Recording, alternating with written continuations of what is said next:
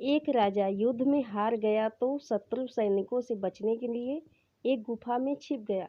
सैनिकों ने पत्थरों से बंद कर दी थी गुफा। जो लोग सफलता पाना चाहते हैं उन्हें अंतिम पल तक हिम्मत नहीं हारना चाहिए। जिस पल हम हार मान लेते हैं उसी समय हम असफल हो जाते हैं। ये बात एक लोक कथा से समझ सकते हैं। कथा के अनुसार पुराने समय में एक राजा युद्ध में हार गया था। उसके सभी सैनिक मारे जा चुके थे। राजा किसी तरह अपनी जान बचाकर जंगल में भाग गया। सैनिक उसका पीछा कर रहे थे। वह बचने के लिए एक गुफा में छिप गया। सैनिक राजा को जंगल में खोजते खोजते उस गुफा तक पहुंच गए। गुफा के अंदर राजा को ढूंढा लेकिन सैनिक उसे ढूंढ नहीं सके। बाहर आकर सैनिकों ने बड़े बड़े पत्थरों से गुफा बंद कर दी। गुफा बहुत गहरी थी। अंदर की ओर राजा छिपा हुआ था। वह काफी थक चुका था। भूख प्यास की वजह से बेहाल हो रहा था।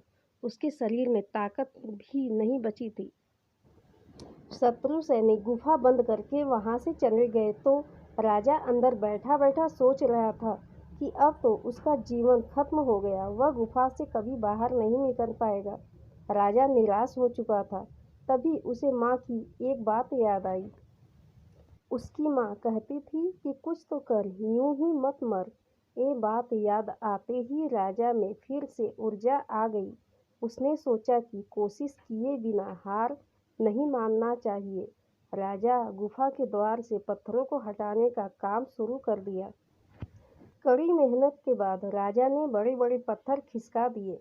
किसी तरह राजा ने बाहर निकलने की थोड़ी सी जगह बना ली थी। राजा गुफा से बाहर निकला और अपने मित्र राजा के पास पहुंच गया। मित्र राजाओं की मदद से उसने शत्रुओं को पराजित कर दिया और अपना राज्य वापस प्राप्त कर लिया।